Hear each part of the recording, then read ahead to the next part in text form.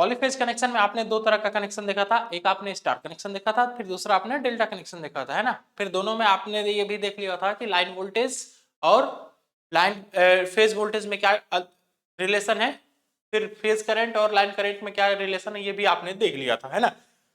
अब चलो देखते हैं हम लोग थोड़ा सा कि स्टार से डेल्टा में यदि हमें जाना हो तो फिर क्या फॉर्मूला लगेगा, और डेल्टा को यदि स्टार में हमें कन्वर्ट करना हो तो क्या फॉर्मूला लगेगा।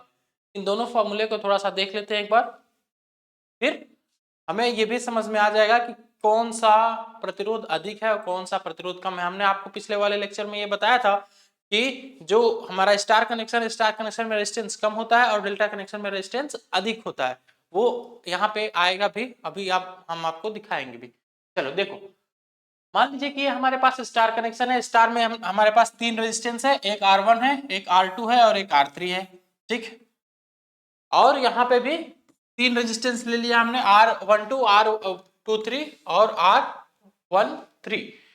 अब इसको स्टार कनेक्शन को यदि हमें डेल्टा में कन्वर्ट करना है तो इस R12 का मान कितना लिखेंगे, ठीक है, फिर R13 का मान कितना लिखेंगे और R23 का मान कितना लिखेंगे।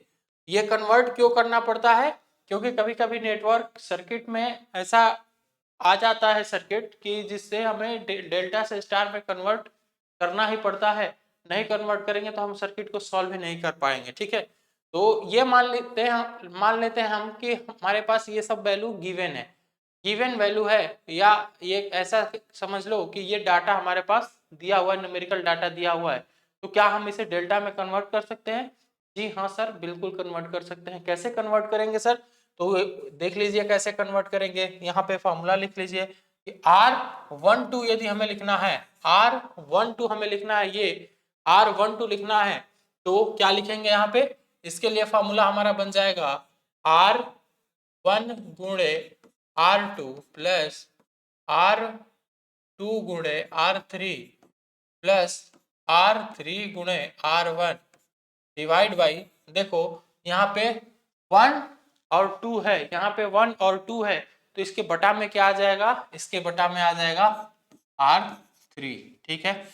अब बस आपको ऐसे ही इसका फॉर्मूला लिखते जाना है। देखो इसके अंश में हर जगह यही वैल्यू रहेगी, बस केवल नीचे वाला चेंज होगा। नीचे वाला कैसे चेंज होगा? देखिए जैसे यहाँ पे 2 3 है ना, तो नीचे यहाँ पे 1 आ जाएगा। तो लिख लो यहाँ पे R2 3 की वैल्यू R1 गुणे R2 प्लस R2 गुणे R3 प्लस R3 गुणे R1 डिवाइड बाई R1, ठीक है। अब यहाँ पे लिख लो R13 इक्वल टू क्या हो जाएगा मेरे भाई? R1 into R2 plus R2 into R3 plus R3 multiplied by R1 divide by R2। देखो ये फॉर्मूला थोड़ा सा लंबा चौड़ा आपको दिख रहा होगा, याद करने में परेशानी होगी, तो उस परेशानी को खत्म करने के लिए ही मैं आपको एक छोटा सा ट्रिक बता दे रहा हूँ कैसे याद रखेंगे आप। देखिए यदि R12 निकालना है तो बस इतना याद रखिए कि स्टार से जब हमें डेल्टा में जाना है तो ऊपर सबका मल्टीप्लाई करके जोड़ देंगे, दो दो रेजिस्टेंस का मल्टीप्लाई करेंगे और जोड़ देंगे, दो दो का पेयर बनाएंगे जोड़ देंगे, ठीक है। R1 R2 का गुणा करके फिर R1 और R3 का गुणा करेंगे, इन दोनों को जोड़ देंगे, फिर R2 और R3 का गुणा करेंगे जोड़ देंगे, ठीक है। तो स्टार में ये दिख रहा है आपको कि ये वैल्यू और ये वैल्यू ये तीनों में सेम है। चेंज क्या हो रहा है? केवल ये मान चेंज हुआ है, ये मान चेंज हुआ। तो ये कैसे चेंज हो रहा है देख लो, यहाँ पे R12 में लिखा हूं ना, R12, तो ये बताओ कि 1 2 3 में यहाँ पे क्या मिसिंग है? 3 मिसिंग है, तो 3 हमने यहाँ पे लिख दिया, ठीक है। यहाँ पे R23 है ना, 23 है तो यहाँ पे एक मिसिंग है, एक नहीं है यहाँ पे, तो हमने एक यहाँ पे लिख दिया R1, ठीक है।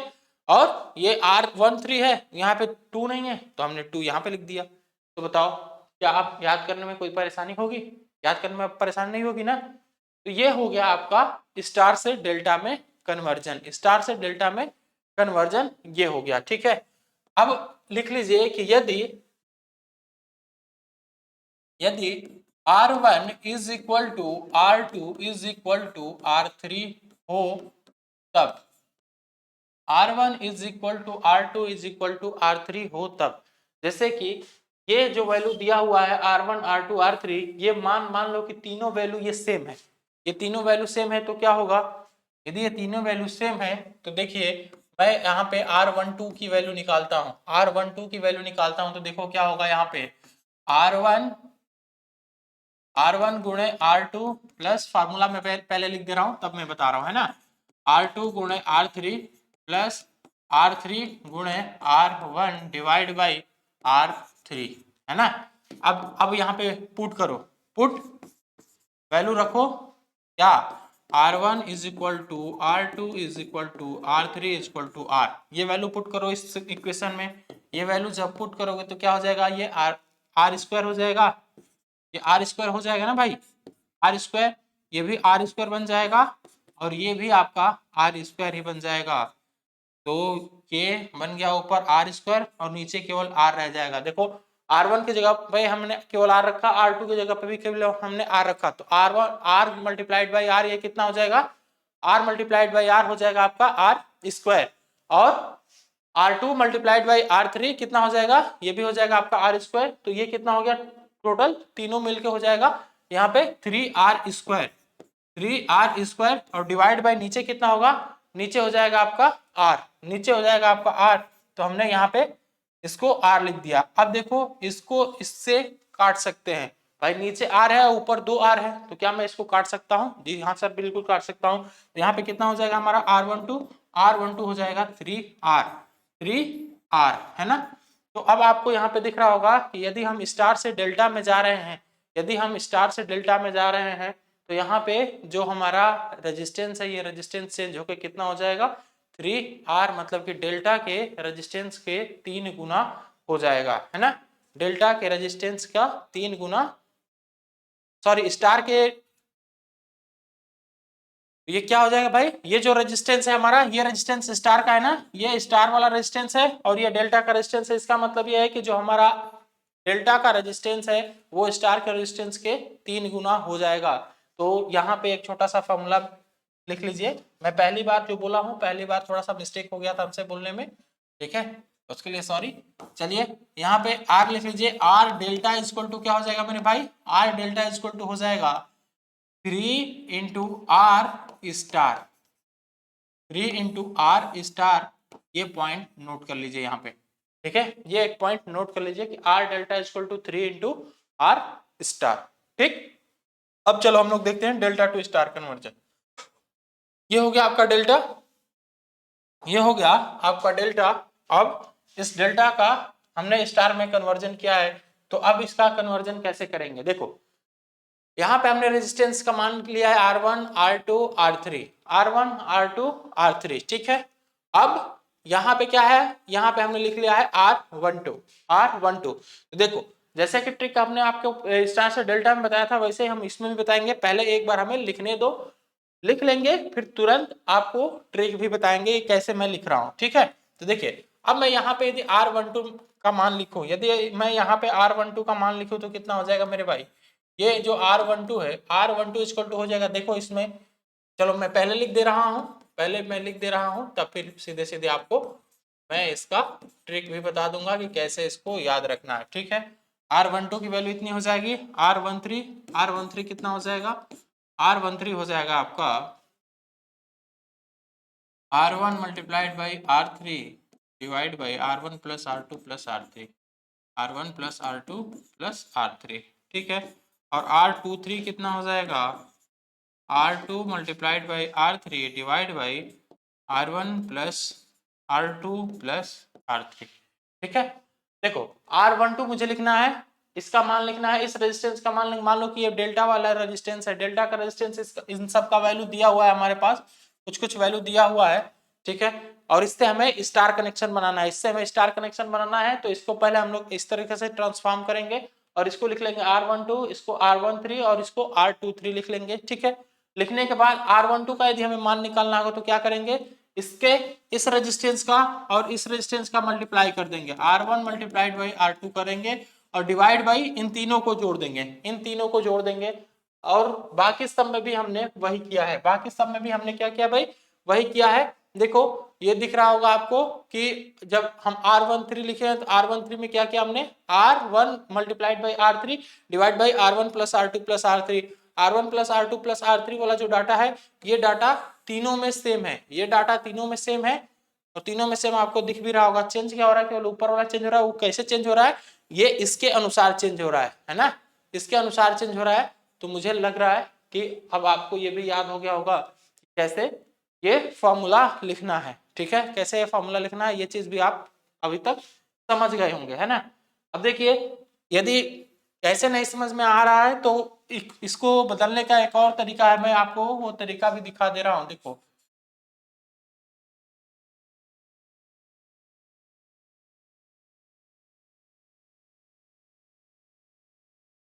थोड़ा सा यहाँ पे ध्यान दीजिए, एक बार बस थोड़ा 1 मिनट के लिए ध्यान दीजिए। 1 मिनट से अधिक नहीं लेंगे हम, ठीक है।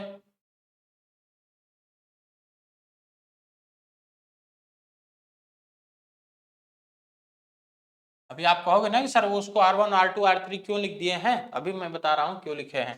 देखो ये हमारा रेजिस्टेंस R1 था, ये R2 था और ये हमारा क्या था भाई, ये R3 था।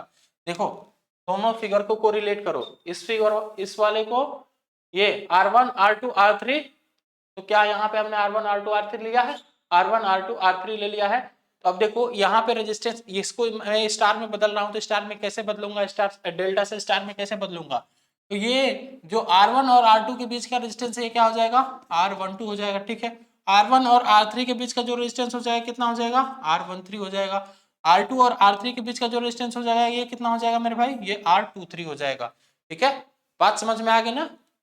ये R12 R13 और R23 ये कैसे लिखा गया, ये बात आप समझ गए, ये बात समझ गए हैं। देखो भाई मैं ये छोटी छोटी पॉइंट इसलिए बता रहा हूँ, आप लोगों में से बहुत भी आपके ऐसे भी मित्र होंगे जो इन चीजों को आसानी से समझ गए होंगे, लेकिन जो पहली बार वीडियो देख रहा है, जो पहली बार स्टार और डेल्टा कन्वर्जन देख रहा है, ये उसके लिए है कि वो एक बार जब ये वीडियो देख लेगा तो फिर उसको स्टार से डेल्टा और डेल्टा से स्टार कन्वर्जन में प्रॉब्लम नहीं होगी। इसलिए हम इसमें हर एक छोटी छोटी पॉइंट को भी मेंशन कर रहे हैं। ठीक है भाई, अब देखिए यहां से यदि मैं R12 लिखना चाहूं, यहां से मैं R12 लिखना चाहूं तो मैं क्या बोला था, R1 multiplied by R2, R1 multiplied by R2 divide by कितना हो जाएगा, तीनों का सम, तीनों का सम मतलब कि R1 plus R2 plus R3 divide by तीनों का सम। ठीक है, बात समझ में आ गई। तो ये कौन सा रेजिस्टेंस है भाई, ये डेल्टा का रेजिस्टेंस है, ये डेल्टा का रेजिस्टेंस है ना, ये डेल्टा का रेजिस्टेंस है। और ये कौन सा रेजिस्टेंस है, ये है आपका स्टार का रेजिस्टेंस, स्टार का रेजिस्टेंस। तो अब देखो, अब मैं यहाँ पे एक कंडीशन लिख रहा हूं कि if R1 is equal to R2 is equal to R3, यदि R1 is equal to R2 is equal to R3 is equal to कितना हो, R हो, तब क्या होगा, तब देखो R12 इज इक्वल टू कितना हो जाएगा मेरे भाई, यहाँ पे R12 यहाँ पे मत लिखो, यहाँ पे लिख लो R star, R star is equal to कितना हो जाएगा, देखो ये R multiplied by R divide by R1 plus R2 plus R, अरे R1 प्लस R2 क्यों लिख रहे हो, यहाँ पे लिख लो केवल R प्लस R। ठीक है, तो यहाँ पे R स्टार कितना हो जाएगा, R स्टार हो जाएगा आपका R square divide by 3R, एक R से एक R कैंसिल हो जाएगा। तो अब आपको ये दिख रहा होगा यहाँ पे R स्टार इक्वल टू कितना हो रहा है भाई, 1/3 और एक R ऊपर बचा हुआ है तो इसको मैं लिख दिया R डेल्टा। ठीक है, तो ये पॉइंट भी नोट कर लीजिए, यही पॉइंट कई बार आपसे एग्जाम में पूछता है कि स्टार से यदि डेल्टा में हम कन्वर्ट कर रहे हैं और तीनों रेजिस्टेंस की वैल्यू हमारी सेम है तो स्टार से डेल्टा में कन्वर्ट करने पे क्या होता है, स्टार से डेल्टा में कन्वर्ट करने पे 3 का मल्टीप्लाई हो जाता है, star delta R delta equal to हो जाता है आपका 3 इंटू स्टार, 3 इंटू स्टार। इसका मतलब ये है कि जो स्टार का प्रतिरोध है, स्टार कनेक्शन का जो प्रतिरोध है उसका 3 गुना जब करेंगे तब जाके वो डेल्टा के प्रतिरोध के बराबर होगा। तो क्या ये बात आप समझ पाए कि हाँ सर जो स्टार कनेक्शन है, स्टार कनेक्शन में प्रतिरोध की वैल्यू कम है और डेल्टा कनेक्शन में प्रतिरोध की वैल्यू अधिक है, ये बात आप समझ गए होंगे। यहाँ पे देखो ये है आर स्टार और ये है डेल्टा। तो भाई मान लो कि मेरा वजन 120 किलो है, ठीक है, और हमारे सामने एक कोई बच्चा है जो केवल कितने किलो का है, जो केवल 40 किलो का है। तो अब हम क्या बोलेंगे कि हमारे सामने उसका वजन कितना है, 1/3 गुना, हमारे वजन का उसका वजन कितना है, 1/3 गुना है ना। तो हम हमारा रेजिस्टेंस, हमारा वजन कितना है, हमारा वजन अधिक है और उसका वजन कम है, तभी तो यहाँ पे देखो ये आर स्टार इक्वल टू क्या किया भाई, 1/3 इंटू डेल्टा आर डेल्टा किया है। इसका मतलब ये है कि डेल्टा का प्रतिरोध अधिक है और स्टार का प्रतिरोध कम है ना। तो ये बात भी आप क्लियरली समझ गए इन दोनों रिलेशन से। तो स्टार से डेल्टा कन्वर्जन में R delta equal to R star equal to कितना हो जाता है मेरे भाई, आर स्टार इक्वल टू हो जाता है 1/3 इंटू आर डेल्टा। ठीक है, ये पॉइंट आपको नोट करने वाली है। और एक पॉइंट हमने इससे पहले जो बताया था कि आर डेल्टा इक्वल टू हो जाता है 3 इंटू आर स्टार। ठीक है, तो ये दोनों पॉइंट आपके लिए मोस्ट इंपॉर्टेंट है, इसको मोस्ट इंपॉर्टेंट बनाओ, वीवीआईपी मोस्ट इंपॉर्टेंट ना लिख के इसको वीवीआईपी लिख लो, वेरी वेरी इंपॉर्टेंट वीवीआईपी। ठीक है, चलो आज के लिए बस इतना ही, बाकी नेक्स्ट वीडियो में हम लोग मिलेंगे। और यदि और भी कोई टॉपिक आपको समझना हो तो एक बार कमेंट में आप लोग जरूर बताइए, तो उस हिसाब से हम लोग आपको टॉपिक बताते जाएंगे।